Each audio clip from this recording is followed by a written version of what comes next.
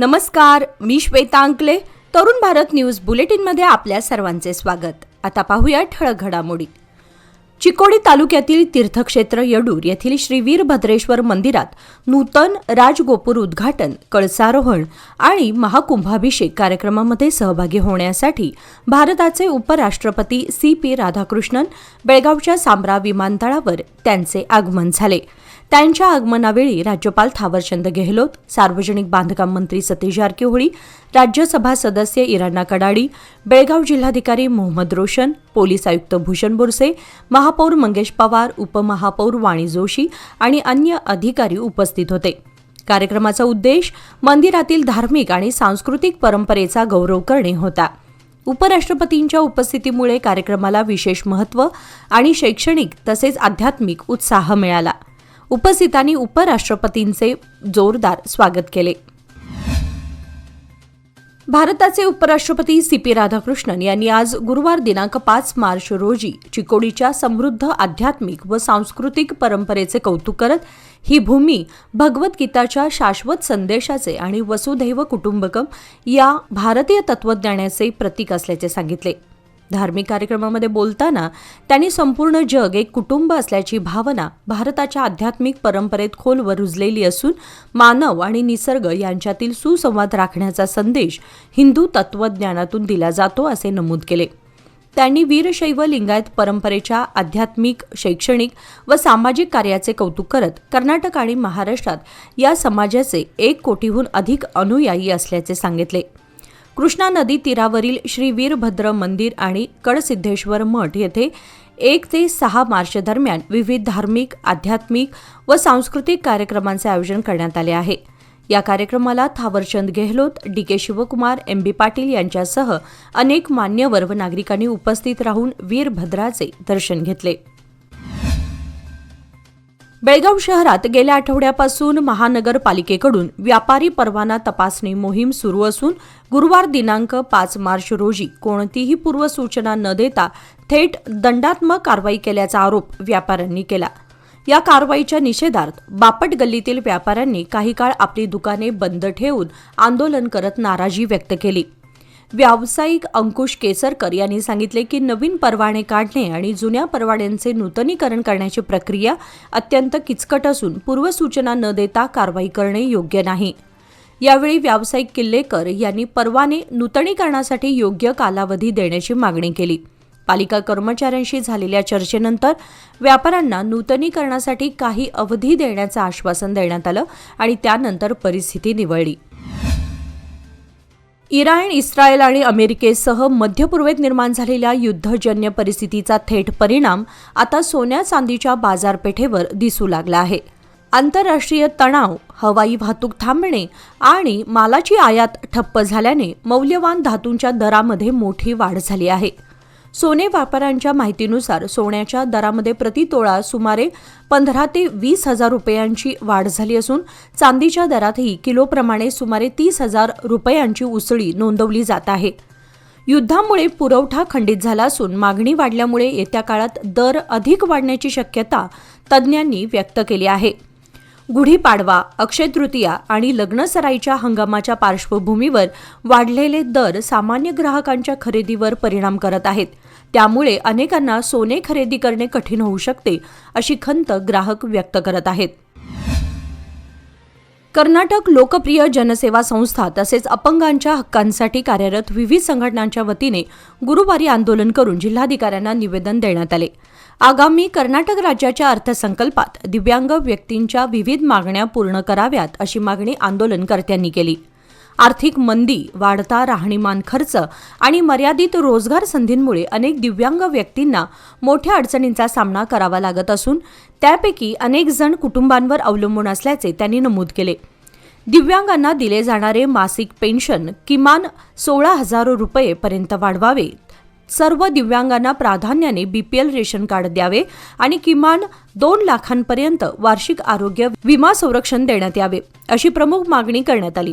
तसेच मोफत बस पास सुविधा सुरू ठेवणे आणि स्थानिक स्वराज्य संस्थांच्या 5% निधीतून दिव्यांग भवन उभारण्याची मागणी करत राज्य सरकारने तातडीने निर्णय घ्यावा अशी विनंती निवेदनातून करण्यात आली.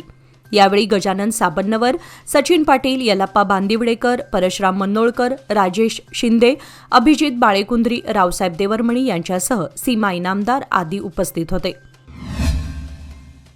बेळगाव येथील सांब्रा विमानतळाभोवतीचा 8 किलोमीटर परिसर रेड झोन म्हणून घोषित करण्यात आला असल्याची माहिती शहर पोलीस आयुक्त भूषण बोरसे यांनी दिली आहे. नागरी विमान वाहतूक महासंचालनालयाने विमानतळ परिसर सुरक्षेच्या दृष्टीने रेड झोन म्हणून अधिसूचित केला आहे. त्यामुळे विमानतळाभोवतीच्या 8 किलोमीटर परिघात ड्रोन किंवा कोणतेही मानवरहित हवाई वाहन उडवण्यास सक्त मनाई करण्यात आली आहे. रेड झोन तसेच येलो झोनमधील काही भागांमध्येही अशा प्रकारच्या उड्डाणांवर निर्बंध लागू करण्यात आले आहेत. या आदेशाचे उल्लंघन करणाऱ्यांवर कडक कायदेशीर कारवाई केली जाईल असा इशारा पोलीस आयुक्त भूषण बोरसे यांनी दिला आहे. शहरातील बापटगल्ली कार पार्किंग येथील श्री स्वामी समर्थ संजीवनी पादुका मंदिरात आज गुरुवारी श्री स्वामी समर्थ किरीट पूजन सोहळा अत्यंत भक्तिमय वातावरणात पार पडला. मुंबईहून आणण्यात आलेल्या अत्यंत सुंदर कलाकुसरीने तयार करण्यात आलेल्या श्री स्वामी समर्थांच्या किरीटाची शहरातून सनई चौघड्यांच्या गजरात भव्य मिरवणूक काढण्यात आली. प्रसंगी मिरवणुकीत महिलांनी डोक्यावर कळस घेऊन उत्स्फूर्त सहभाग नोंदवला. मंदिर परिसरामध्ये विधिवत पद्धतीने पूजा अर्चा करून किरीटाचे पूजनानंतर दुपारी तीर्थप्रसादाचे वितरण करण्यात आले. या सोहळ्यास स्वामी भक्त मोठ्या संख्येने उपस्थित होते. दरम्यान येत्या रविवार दिनांक 15 मार्च रोजी श्री स्वामी समर्थ मूर्तीची भव्य मिरवणूक काढण्यात येणार असल्याची माहिती आयोजकांनी दिली. तसेच शुक्रवार दिनांक 20 रोजी श्री स्वामी समर्थ प्रकट दिनानिमित्त विविध धार्मिक कार्यक्रम आयोजित करण्यात येणार असल्याचे सांगण्यात आले. अहमदाबाद ते बेळगाव उड्डाण करणाऱ्या SDG 108 प्रवासी विमानावर सुमारे 14,000 फूट उंचीवर असताना लेझर बीमचा तीव्र प्रकाश पडल्याची घटना घडली, ज्यामुळे उड्डाण सुरक्षेला धोका निर्माण झाला. सुरुवातीला ही घटना गडहिंग्लज तालुक्यात घडल्याचे वृत्तपत्रामध्ये प्रसिद्ध झाले होते. मात्र शहानिशा करून तपासल्यानंतर ती निपाणी शहराच्या ईशान्य भागामध्ये घडल्याचे समोर आले. पायलटने तातडीने मोपा विमान वाहतूक नियंत्रण कक्षाला तक्रार दिल्यानंतर भारतीय विमानतळ प्राधिकरणाच्या कोल्हापूर नियंत्रण विभागाने जिल्हा प्रशासन आणि पोलीस अधीक्षकांना माहिती दिली. गडहिंग्लज पोलीस ठाण्याचे प्रभारी अधिकारी अजय सिंदकर यांच्या मार्गदर्शनाखाली पोलीस उपनिरीक्षक रमेश मोरे यांनी अक्षांश आणि रेखांशाच्या आधारे घटनास्थळाची पडताळणी केली. तपासात हे ठिकाण निपाणी शहराच्या ईशान्य भागामध्ये असल्याचं स्पष्ट झाल्यानंतर संबंधित माहिती चिकोडी उपविभागीय पोलीस अधिकाऱ्यांना दिली असून दोषींवर कारवाई करण्याचे आदेश देण्यात आले आहेत. बेळगाव जिल्ह्यामध्ये 7 मार्च रोजी मुलांच्या संरक्षण हक्क आणि संबंधित कायद्यांबाबत जनजागृती करण्यासाठी सुमारे 1200 माध्यमिक शाळांमध्ये एकाच वेळी कायदेविषयक जागरूकता कार्यक्रम आयोजित केला जाणार आहे, असे प्रमुख जिल्हा व सत्र न्यायाधीश मंजुनाथ नायक यांनी सांगितले. जिल्हा न्यायालयाच्या सभागृहात आयोजित पत्रकार परिषदेमध्ये ते बोलत होते. कार्यक्रमाचा उद्देश विद्यार्थ्यांमध्ये पोक्सो कायदा, बालमजुरी, बालविवाह आणि मुलांचे संरक्षण यासारख्या विषयांवर जागरूकता निर्माण करणे आहे. राज्यभर एकाच वेळी अशा प्रकारचा कार्यक्रम प्रथमच आयोजित केला जात असून तो विक्रमी उपक्रम ठरेल असेही त्यांनी नमूद केले. या उपक्रमातून विद्यार्थ्यांमध्ये कायद्याची समज वाढवण्यासह बाल हक्कांच्या संरक्षणाला चालना मिळेल. शुभ मुहूर्त गुंतवणुकीचा व्याजदर कमी होण्यापूर्वीचा 31 मार्च पूर्वी लोकमान्य सोसायटीमध्ये गुंतवणूक करा आणि मिळवा 10% आकर्षक व्याजदर. 1 एप्रिल पासून लोकमान्यांच्या सर्व योजनांवरील व्याजदर कमी होणार, म्हणूनच आजच निर्णय घ्या. अधिक माहितीसाठी आमच्या नजीकच्या शाखेला भेट द्या किंवा कॉल करा 1800-212-4050. लोकमान्य, प्रत्येक पावलावर तुमच्या सोबत. नियम व अटी लागू. बेळगाव तालुक्यातील बेळगुंदीजवळ दुचाकी अपघातात 19 वर्षीय युवक गंभीर जखमी झाला आहे. मिळालेल्या माहितीनुसार मोहम्मद उर्फ गोलू रसीन हा युवक बेळगावहून बेळगुंदी गावाकडे दुचाकीवरून जात होता. आज सकाळी सुमारे 10 वाजण्याच्या सुमारास बिजगर्णी क्रॉसजवळील वळणावर दुचाकीवरील ताबा सुटल्याने वाहन थेट झाड आणि विद्युत खांबाला जोरात धडकले. या अपघातात दुचाकीचे मोठ्या प्रमाणात नुकसान झाले असून मोहम्मद रसीन गंभीर जखमी झाला आहे. स्थानिकांच्या मदतीने त्याला तातडीने एका खासगी रुग्णालयात उपचारासाठी दाखल करण्यात आले असल्याचे समजते. लोकापूर बेळगाव मार्गावर भीषण अपघात घडल्याची घटना समोर आली आहे. मिळालेल्या माहितीनुसार कार चालक नियमानुसार वेग मर्यादेत वाहन चालवत असताना समोरून येणाऱ्या ट्रकने कारला जोरदार धडक दिली. ही धडक इतकी भीषण होती की कार चालकाला छातीवर गंभीर दुखापत झाली. अपघातानंतर ट्रक चालकाने घटनास्थळावरून तात्काळ पलायन केल्याचे सांगण्यात येत आहे. जखमी कार चालकाला तात्काळ जवळच्या रुग्णालयात उपचारासाठी हलवण्यात आलं असून त्याची प्रकृती गंभीर असल्याची माहिती मिळाली आहे. या घटनेची माहिती मिळताच पोलिसांनी घटनास्थळी धाव घेऊन पंचनामा केला असून फरार ट्रक चालकाचा शोध सुरू करण्यात आला आहे. तसेच या प्रकरणी पुढील तपास सुरू असल्याचे पोलिसांनी सांगितले. आज गुरुवार दिनांक 5 मार्च रोजी चिकोडी तालुक्यातील येडूर येथे आयोजित कार्यक्रमामध्ये श्री शैल जगद्गुरू चन्न सिद्धाराम पंडिताराध्य शिवाचार्य स्वामीजींनी इराण, इस्रायल, अमेरिका आणि आखाती देशांमध्ये सुरू असलेल्या युद्धजन्य परिस्थितीमुळे जगातील शांततेला धोका निर्माण झाल्याचे सांगितले. त्यांनी भारताच्या उपराष्ट्रपतींना संदेश देत सरकारने या युद्धाला आळा घालण्यासाठी प्रयत्न करावे असा सल्ला दिला. स्वामीजींनी नमूद केले की भारत प्राचीन काळापासून जगातील शांततेचा समर्थक राहिला असून सध्याच्या परिस्थितीत मध्यस्थी करून शांतता प्रस्थापित करणे गरजेचे आहे. तसेच त्यांनी देशामध्ये समान कायदा लागू करण्यासाठी तातडीने पावले उचलण्याची गरज असल्याचेही अधोरेखित केले. स्वामीजींनी सांगितले की या प्रयत्नांमुळे भारताचा जागतिक स्तरावर सन्मान वाढेल. चिकोडी येथे पत्रकारांशी बोलताना BY विजयेंद्र यांनी मुख्यमंत्री सिद्धरामय्या यांच्या नेतृत्वाखालील काँग्रेस सरकारवर जोरदार टीका केली. काँग्रेस आमदारांमध्ये असंतोष वाढत असून लवकरच ते मुख्यमंत्र्यांविरोधात बंड पुकारू शकतात असा टोला त्यांनी लगावला. आमदारांची नाराजी शांत करण्यासाठी सरकारला विदेश दौरे आयोजित करावे लागत असल्याची परिस्थिती राज्यात निर्माण झाल्याचा आरोपही त्यांनी केला. सरकारने जाहीर केलेल्या गॅरंटी योजनांमुळे राज्याच्या विकासाला खीळ बसत असल्याचेही ते म्हणाले. वाढती महागाई हीच सरकारची 6वी गॅरंटी ठरली असून त्यामुळे सामान्य नागरिक त्रस्त झाल्याची टीकाही त्यांनी केली.